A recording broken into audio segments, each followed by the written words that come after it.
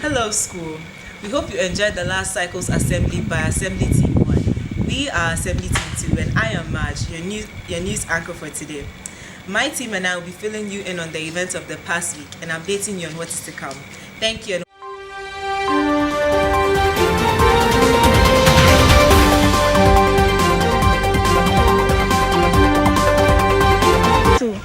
Breaking news! Last Saturday, on the 17th of April, the funeral for the Duke of Edinburgh was held, and on the 20th of April, Derek Chauvin was convicted with the murder of George Floyd on all counts. May Prince Philip's soul rest in perfect peace, and may more justice be served to the people of the black community in the US and worldwide. Hi, you may have heard the breaking news. Now let's enjoy a little interview with the student body. You are Gracie. Can you please spell supercalifragilisticexpialidocious? Sure.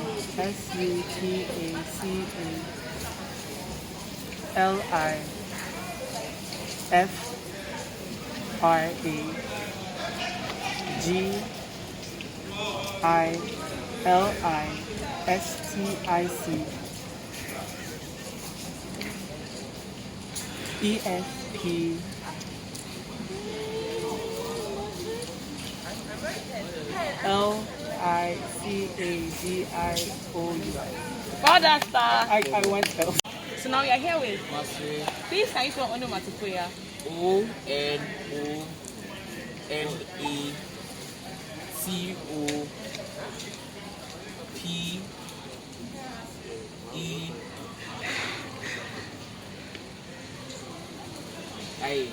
Well done, Master. As exams are drawing near, shall we now have the grade 11 psychology students enlighten us on how to retain memory? Hi, we are the DP1 psychology students and we will be presenting on recalling for examination purposes. Another academic year is ending and as usual, it is expected for all students, especially final years, to sit for examination to assess their level of understanding of topic study. The outcome of the examination determines our next academic line of action. Some students will move a step forward to the next grade, whereas others will move to diploma program and universities. The courses to read in the next level is as well determined by your examination results. The question now remains, how do I make a good grade to pursue my interest in the next level? A body of literature enables us to understand how we learn, retain the information learned, and recall in the future. Amongst others, the multi-store memory model and working memory model are the simplest illustration of how information is collected, stored, and recalled. The multi-store memory model just simplifies how to store. The multi-store memory model simplifies how to store memory to three key stages. The sensory memory being the first one. Information moves into our sensory memory when we receive information. It could be you sitting at lunch and hearing the other table talking, or you in class and hearing the teacher talking. But to move information from the sensory memory into the short-term memory, you have to pay attention. So paying attention is the key difference. It's what makes what separates information from memory. The next stage is the long-term memory. Information moves from the long-term memory into the short-term memory into the long-term memory through rehearsal. Rehearsal doesn't necessarily mean sitting in front of the people and reciting what you are saying. You can rehearse in the line with your friends. Just remember what the teacher said, make mnemonics or just jot down what happened once again. The next memory model is the working memory model. The working memory model just talks about how you cannot multitask whilst learning. You cannot listen to music and listen to your teacher because your brain will take one over the other. You can't pay 100% attention to two things at the same time. So you cannot listen to music and unless you train yourself to multitask. And at the stage we are all at, we've not received that training from anywhere. So it is advisable to focus on one task at a time. The third issue we are going to talk about is memory decay. Memories that go into the long-term memory can be decayed and leave the long-term memory, leave the short-term memory and become lost to us. But then through rehearsal, we can remember everything. That's how come we can remember nursery rhymes in KG, because we recited it, rehearsed it continuously. Same way we learn song lyrics because we are continuously rehearsing it. So without rehearsal, your memory will decay. So something you learned last sem will no longer be available to you unless you go back and rehearse it. In summary, we want to encourage us all that when studying, we need to give our complete attention to the topic or subject.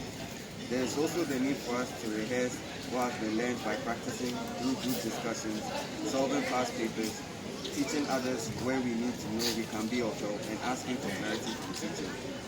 It becomes dangerous if we engage in dual tasking, as we might end up focusing on one task leaving the other. When we incorporate these learning ways, we can hopefully achieve the very best and be assured of success. Best luck in the examination. Then I'm here with the sports executive. Amanda Gambiri. So I'll just ask you some two questions. Firstly, how has your tenure been so far? So far it's been great. We've got to collaborate with the student body on multiple different sporting activities like badminton, soccer, tennis. It's been fun so far. That's lovely, that's lovely.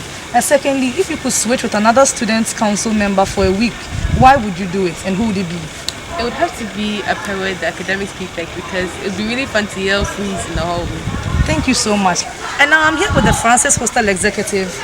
So you'll be answering the same questions. How has your tenure been so far? So far, my tenure has been great.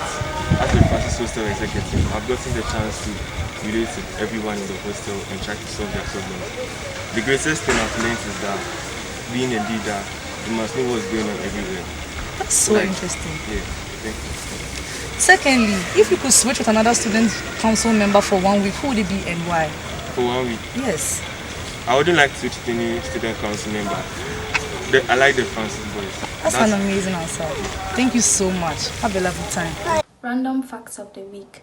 The random facts of the week is, surprisingly, the world's smallest reptile was discovered earlier this year. A tiny chameleon discovered in northern Madagascar and measuring just 28.9 millimeters is believed to be the smallest reptile on Earth. Over to you, Cyril, with the language segment. Thank you, Angela. Now the words of the week. The French word of the week is félicitation, which means congratulations.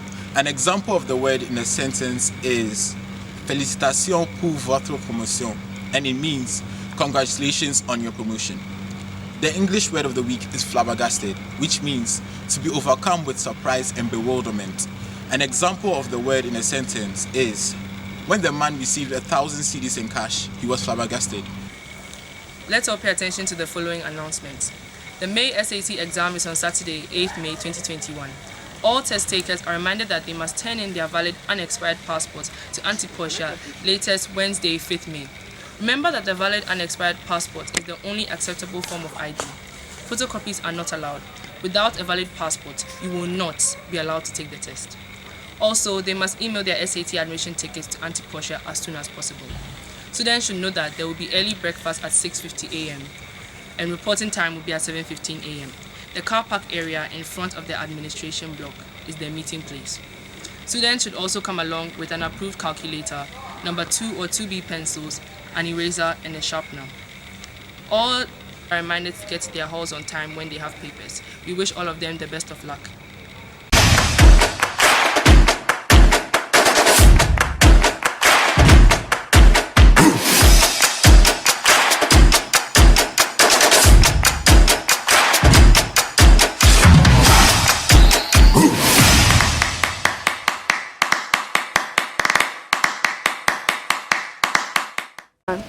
May we now recite the integrity code.